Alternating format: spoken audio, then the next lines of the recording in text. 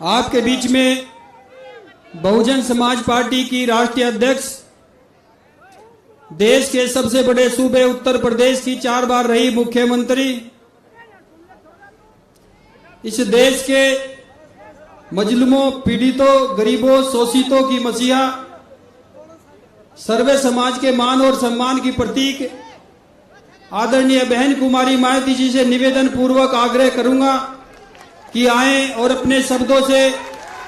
इस जनसभा को संबोधित करने का काम करें। आदरणीय बहन कुमारी मायावती जी।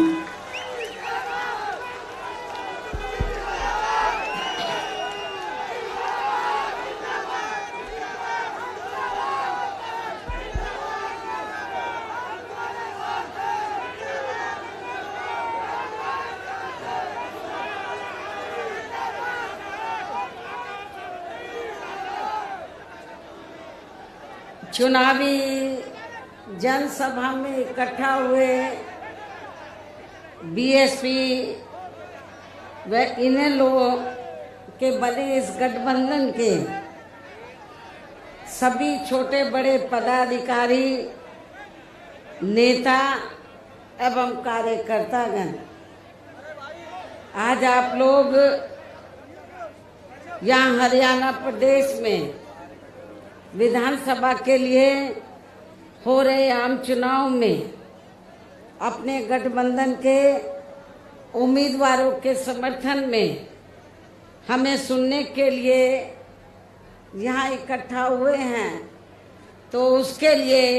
मैं आप सभी लोगों का हार्दिक दिल से आभार प्रकट करती हूँ, जिनको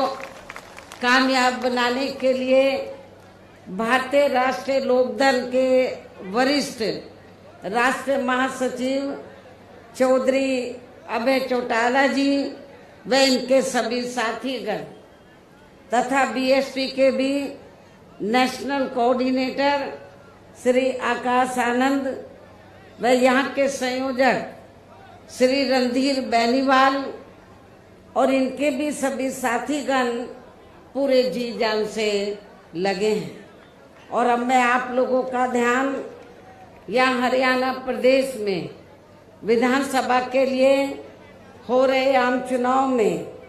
अपने इस बने गठबंधन की सरकार बनाने को लेकर कुछ जरूरी बातों की तरफ दिलाना चाहती हूँ। और इस संबंध में हमारी पार्टी का ये कहना है कि अपने देश को आज़ाद हुए व भारतीय संविधान को भी लागू हुए अब वर्षों बीत चुके हैं, और इस लंबी अवधि में केंद्र व आपके हरियाणा प्रदेश में भी विभिन्न विरोधी पार्टियों की सरकारें रही हैं। लेकिन दुख की बात यह है कि इस दौरान आपके हरियाणा प्रदेश में भी यहाँ विरोधी पार्टियों की रही सरकारों में सर्व समाज में से खासकर दलितों, आदिवासियों, पिछड़े वर्गों, मुस्लिम व अन्य अक़लियतों के साथ साथ गरीबों, मजदूरों, किसानों, व्यापारियों एवं अन्य मेहनतकश लोगों का भी पूर्ण रूप से विकास व उत्थान आदि नहीं हो सका है, जिनकी सरकारों की गलत नीतियों एवं गलत कार्य प्रणाली आदि को अभी ने और ज़्यादा आजमाने की ज़रूरत नहीं है। और इस मामले में खास तौर से मैं दलितों, आदिवासियों व अन्य पिछड़े वर्गों के लोगों को ये बताना चाहूँगी कि इन वर्गों को यानी कि पूरे देश में एससी, एसटी और ओबीसी, अनुसूचित जाति, जनजाति व अन्य पिछड़े वर्गों के लोगों को परम पूज्य बाबा साहब डॉक्टर भीमराव अंबेडकर के कड़े संघर्ष एवं अथक प्रयासों से भारतीय संविधान में मिले कानूनी अधिकारों में से विशेषकर सरकारी नौकरियों में जो इन्हें आरक्षण की सुविधा मिली है, तो उसे यहाँ पहले कांग्रेस की और अब बीजेपी की तथा अन्य पार्टियों की भी रही सरकारों की जातिवादी सोच व मानसिकता के चलते इन्हें यह आरक्षण का पूरा लाभ नहीं मिल पा रहा है। ये पार्टियां इन्हें यह आरक्षण का पूरा लाभ नहीं दे पा रही हैं और अब तो इनके इस आरक्षण को ये पार्टियां मान्य कोर्ट की आड़ में इसे प्रभावहीन बनाने में व खत्म करने की भी पूरी कोशिश में लगी हुई है।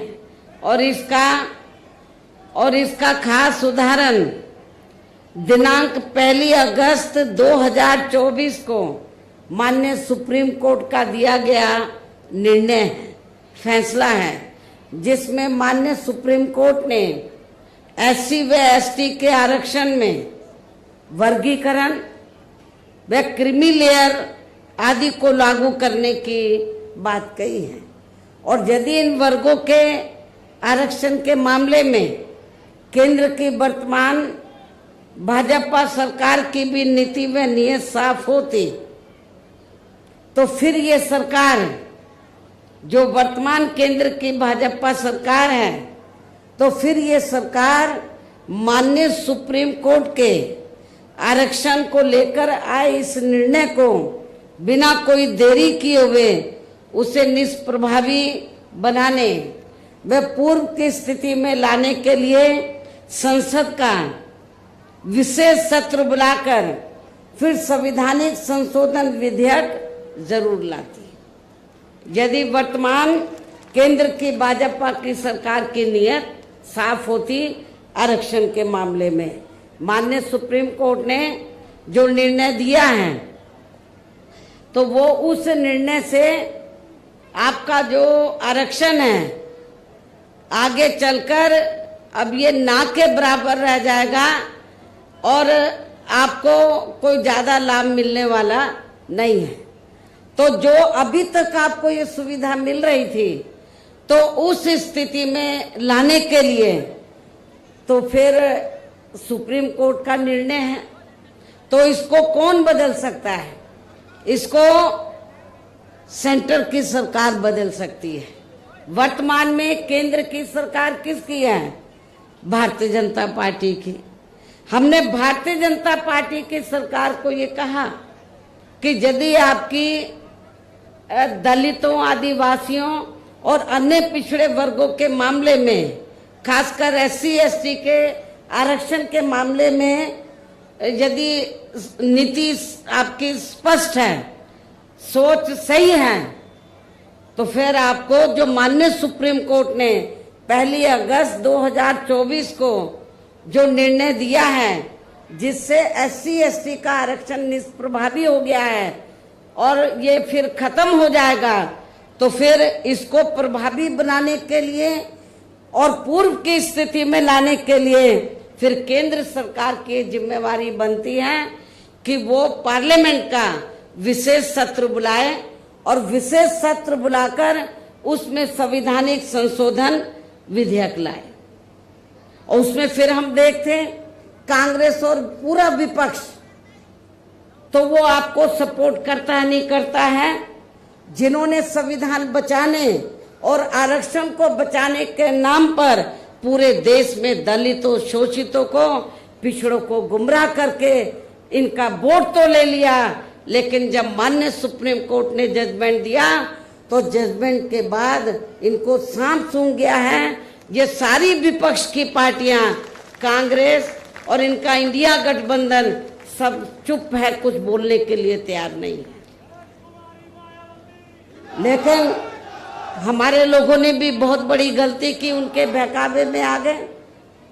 संविधान बचाने के नाम पर, आरक्षण बचाने के नाम पर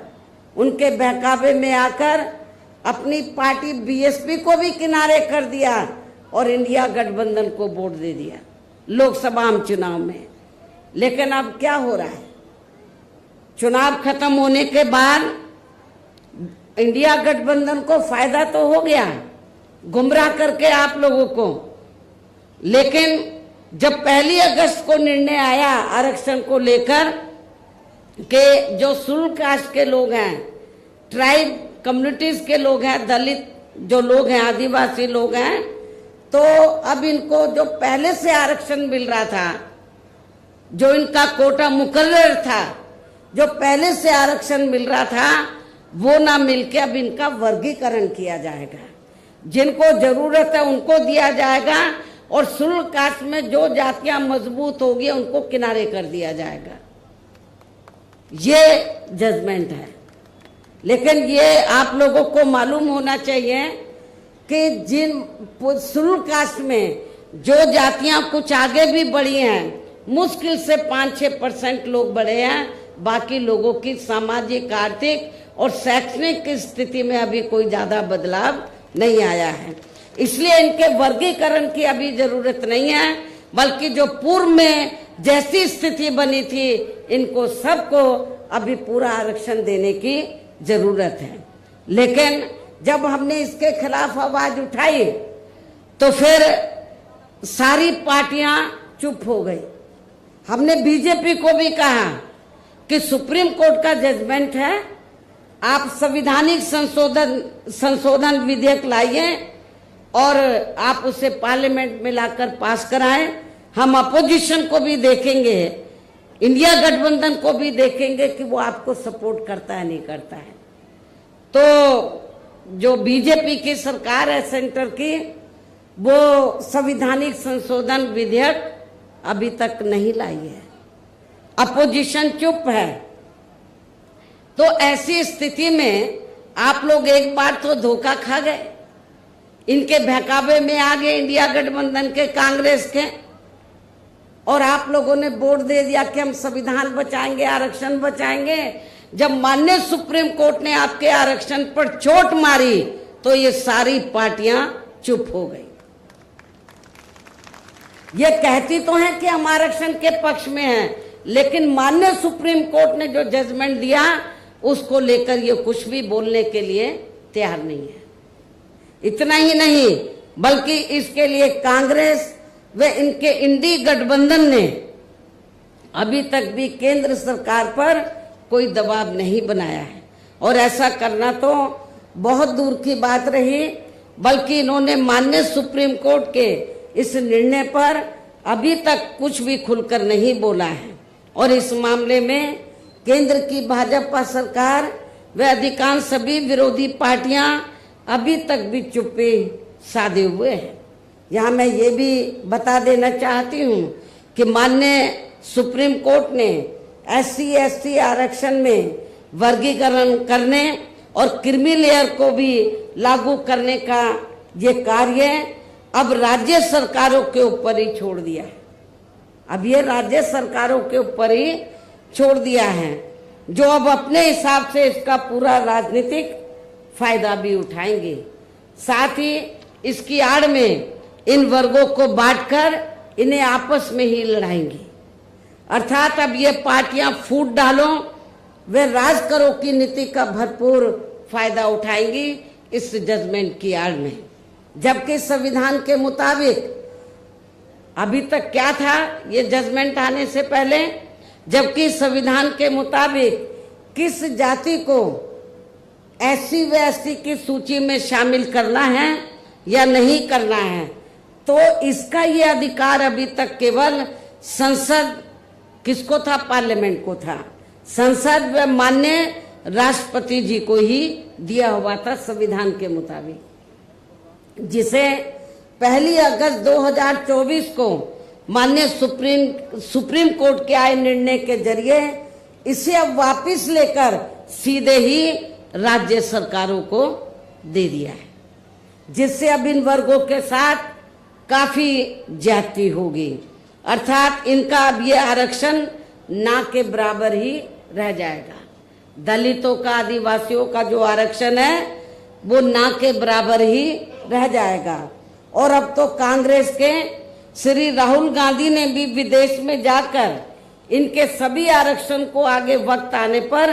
खत्म करने का भी ऐलान कर दिया है। इसलिए इन वर्गों के लोगों को बाबा साहब डॉक्टर भीमराव अंबेडकर द्वारा जो इन्हें आरक्षण का ये संवैधानिक अधिकार मिला है, तो इसे बचाने के लिए अब यहाँ हरियाणा प्रदेश में हो रहे विधानसभा चुनाव में इन वर्गों को, ऐसी सभी आरक्षण विरोधी पार्टियों को अपना कतई भी वोट नहीं देना है। जो ये पार्टियां माननीय सुप्रीम कोर्ट के आए इस निर्णय को बिल्कुल भी बदलने के लिए तैयार नजर नहीं आती हैं, ना तो भारतीय जनता पार्टी और ना ही कांग्रेस पार्टी का इंडिया गठबंधन। अर्थात इस मामले में केवल ये पार्टियां इन वर्गों को गुमराह करने में ही लगी हैं। ऐसी स्थिति में अब इन वर्गों को यहाँ विधानसभा के हो रहे आम चुनाव में अपने बने इस गठबंधन की ही सरकार बनाकर, क्योंकि ये लोग जो जजमेंट आया माननीय सुप्रीम कोर्ट का रिजर्वेशन को लेकर, इसको ये अभी तक भी बदलने के लिए तैयार नहीं है, ना कांग्रेस ना बीजेपी। तो ऐसी स्थिति में अब आप लोगों को करना क्या है, यहाँ अपने गठबंधन की सरकार बनाकर इसे लागू होने से, ये जो अभी नया जजमेंट आया है, तो अपने यहाँ गठबंधन की सरकार बनाकर इसे लागू होने से तब तक लटका कर व रोक कर रखना है जब तक केंद्र व विपक्ष द्वारा इस निर्णय को संवैधानिक संशोधन के जरिए खत्म करके इसे पुरानी स्थिति में बहाल नहीं कर दिया जाता है। गठबंधन की सरकार यहाँ बनती है, हमारी गठबंधन की हमारे हाथ में है कि इसे लागू करें या ना करें। इसको हम लटका के रख सकते हैं, सुप्रीम कोर्ट का जजमेंट है तो इसको हम आगे बढ़ा सकते हैं। कब तक? जब तक केंद्र व विपक्ष द्वारा इस निर्णय को संवैधानिक संशोधन के जरिए खत्म करके इसे पुरानी स्थिति में बहाल नहीं कर दिया जाता है। इसलिए ऐसी स्थिति में अब आपको एक तरफा अपना वोट केवल बीएसपी व इन्हें लोग के बने अपने इस गठबंधन को ही देना है, ताकि सत्ता में आकर यहाँ आपके स्टेट में माननीय सुप्रीम कोर्ट के आए इस निर्णय पर कुछ हद तक अंकुश लगाया जा सके। इतना ही नहीं बल्कि केंद्र व राज्यों में कांग्रेस, बीजेपी व अन्य जातिवादी पार्टियों की रही सरकारों ने इनका आरक्षण का कोटा अभी तक भी पूरा नहीं भरा है, जिससे फिर अंत में किसी न किसी रूप में सामान्य वर्गों को ही दे दिया जाता है। जबकि उत्तर प्रदेश में जब हमारी पार्टी की सरकार बनी, हमने विशेष अभियान चलाकर इस आरक्षण के कोटे को हमने पूरा कराया था। पदोन्नति में आरक्षण को तो इन्होंने मान्य कोर्ट की आड़ में काफी हद तक खत्म ही कर दिया है। इसके साथ ही केंद्र व राज्यों की भी सरकारों द्वारा इन वर्गों के लोगों को प्राइवेट सेक्टर में आरक्षण दिए जाने की व्यवस्था किए बिना ही इनके ज्यादातर सरकारी कार्य अब यहाँ प्राइवेट सेक्टर के जरिए ही देश के अधिकांश बड़े बड़े पूंजीपतियों व धन्ना सेठों को ही दिए जा रहे हैं, जिसके कारण आपके यहाँ हरियाणा प्रदेश सहित पूरे देश में अब इन वर्गों के लोगों को आरक्षण का बहुत कम ही लाभ मिल पा रहा है, क्योंकि प्राइवेट सेक्टर में आरक्षण की व्यवस्था नहीं है। और इससे अब पूरे देश में दलितों व आदिवासियों के साथ साथ अन्य पिछड़े वर्गों को भी काफी ज्यादा नुकसान हो रहा है। जबकि अन्य पिछड़े वर्गों के लोगों को ये भी मालूम होना चाहिए, इन्हें मंडल कमीशन की रिपोर्ट के तहत आरक्षण की ये सुविधा केंद्र में कांग्रेस पार्टी की रही सरकार में नहीं मिली है, बल्कि बीएसपी के कड़े संघर्ष एवं अथक प्रयासों से केंद्र में रही श्री बीपी सिंह की सरकार में ही मिली है। हमें काफी स्ट्रगल करना पड़ा, जिसका भी अब यहाँ जातिवादी विरोधी पार्टियों की चल रही सरकारें इन्हें पूरा लाभ नहीं दे पा रही हैं। इसके साथ ही श्री बीपी सिंह की सरकार में ही इन वर्गों के मसीहा परम पूज्य बाबा साहब डॉक्टर भीमराव अंबेडकर को भी यहाँ भारत रत्न की उपाधि से सम्मानित किया गया है। जब बीपी सिंह की सरकार थी तो तभी बाबा साहब को भारत रत्न की उपाधि से सम्मानित किया गया था, जिसके लिए वो हर प्रकार से पात्र भी थे, जबकि इन्हें ये सम्मान इनके जीते जी केंद्र में रही कांग्रेस पार्टी की ही सरकार में बहुत पहले ही मिल जाना चाहिए था। लेकिन इस पार्टी की सरकार ने इनके देहांत के बाद भी इन्हें ये सम्मान नहीं दिया। कांग्रेस पार्टी की सरकार ने इनके देहांत के बाद भी इन्हें ये सम्मान नहीं दिया। इससे इन वर्गों के प्रति इस पार्टी की हीन व जातिवादी मानसिकता साफ झलकती है। इतना ही नहीं बल्कि इनके कारवां को आगे बढ़ाने वाले वे हर मामले में समर्पित व्यक्तित्व मान्यवर श्री कांशीराम जी के देहांत होने पर केंद्र में रही इसी कांग्रेस पार्टी की सरकार ने इनके सम्मान में एक दिन का भी राष्ट्रीय शोक घोषित नहीं किया था। इसके साथ ही इन वर्गों के लोगों को जुल्म जाति से निजात दिलाने के लिए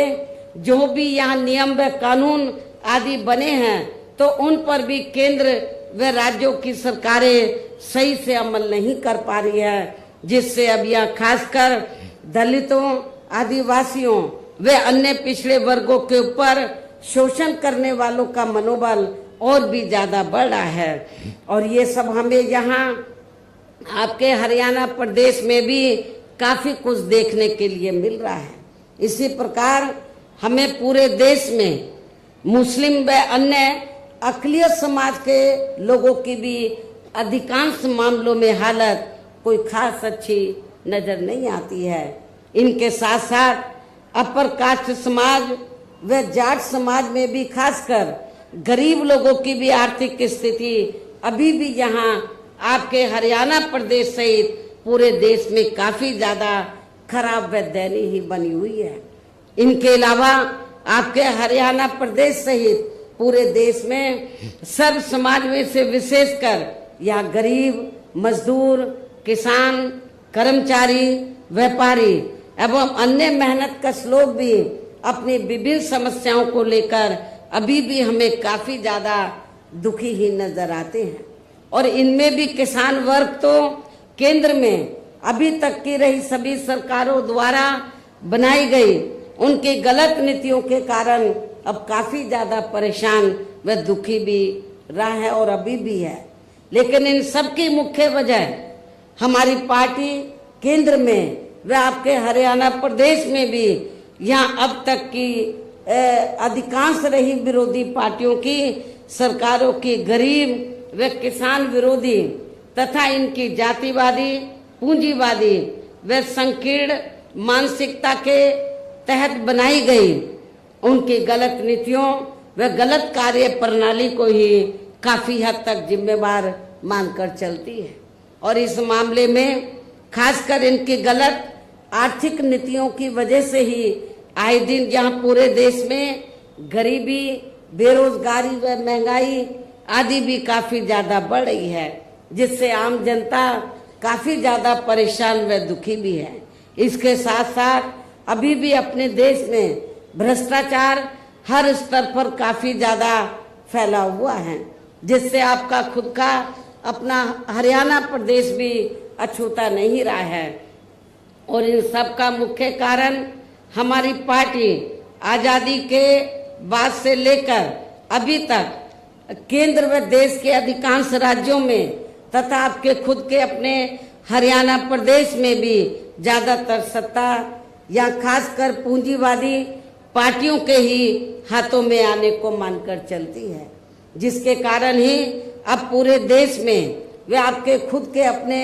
प्रदेश में भी अभी भी हमें यहाँ सर्व समाज के लोग अधिकांश मामलों में काफी ज्यादा दुखी व परेशान ही नजर आते हैं। जबकि पूरे देश में बीएसपी ही अकेली एक ऐसी पार्टी है जो विरोधी पार्टियों की तरह देश के बड़े बड़े पूंजीपतियों व धन्ना सेठों की आर्थिक मदद से नहीं बल्कि अपनी पार्टी के ही आम कार्यकर्ताओं की आर्थिक मदद से चुनाव लड़कर यहाँ केंद्र व राज्यों की भी सत्ता में आना चाहती है, ताकि हमारी पार्टी सत्ता में आने के बाद फिर बिना किसी दबाव के वे आजाद होकर सर्व समाज के लोगों की सभी समस्याओं का समाधान करके उन्हें हर मामले में वे हर स्तर पर यह खुशहाल बना सके। और इसी आधार पर चलकर ही आबादी के हिसाब से देश के सबसे बड़े प्रदेश उत्तर प्रदेश में, आपका पड़ोसी राज्य है उत्तर प्रदेश, तो देश के सबसे बड़े प्रदेश उत्तर प्रदेश में 4 बार हमारी पार्टी ने अपने नेतृत्व में वहां सरकार भी बनाई है। और हमने अपनी सभी चारों रही सरकारों में अपनी पार्टी की विचारधारा एवं सिद्धांतों के तहत चलकर, वैसे तो वहां सर्व समाज के हितों का पूरा ध्यान रखा है, लेकिन सभी मामलों में प्राथमिकता पहले हमने वहां सर्व समाज में से विशेषकर उन दलितों, आदिवासियों, पिछड़े वर्गों व अकलियत समाज को दिया है तथा अन्य समाज में से गरीब एवं असहाय लोगों को ही दिया है, जिनकी यहाँ हर मामले में व हर स्तर पर सभी विरोधी पार्टियों की रही सरकारों में उनकी हीन, जातिवादी, संकीर्ण व पूंजीवादी सोच होने के कारण काफी ज्यादा उपेक्षा की गई है। इसके साथ साथ हमने उत्तर प्रदेश में, आपको मैं ये बताना चाहती हूँ कि हमने उत्तर प्रदेश में गरीब एवं बेरोजगार लोगों को दूसरी पार्टियों की रही सरकारों की तरह मामूली सा बेरोजगारी भत्ता न देकर उन्हें बड़ी तादाद में सरकारी एवं गैर सरकारी क्षेत्रों में स्थायी रोजगार भी उपलब्ध कराए। इसके साथ ही गरीब भूमिहीन लोगों को खेती करने के लिए उन्हें फ्री सरकारी जमीन भी दी है। और जो गरीब आवासहीन लोग थे तो सरकारी खर्चे से उनके हमने 2-2 कमरों के पक्के मकान भी बनाकर दिए हैं और वहां पर सभी सुविधाओं का प्रबंध भी किया, हॉस्पिटल का, स्कूल्स का, और भी जो जरूरी आपकी जरूरतें हैं तो उनका हमने वहां पर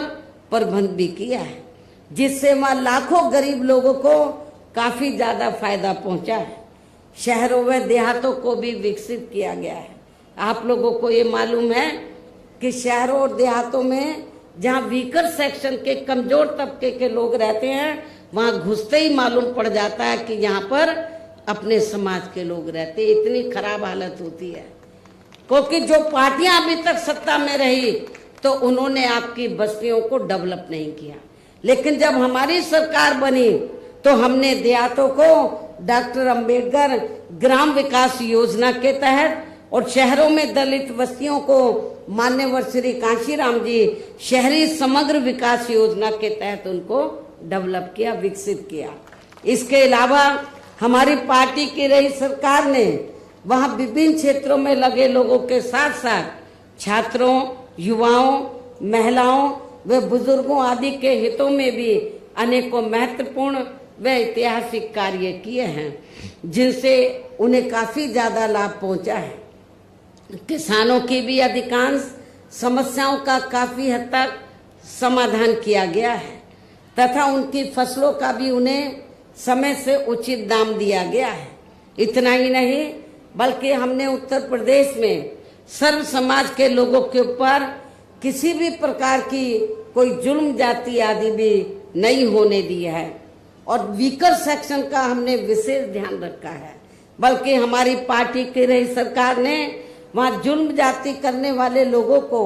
बिना कोई देरी किए हुए उन्हें तुरंत ही जेल की सलाखों के अंदर भेजा है, जहां मेरी सरकार में उनकी सही व असली जगह होती है, जिसकी यहाँ आपके प्रदेश में भी काफी अब सख्त जरूरत है। इसके साथ ही हमारी पार्टी की रही सरकार ने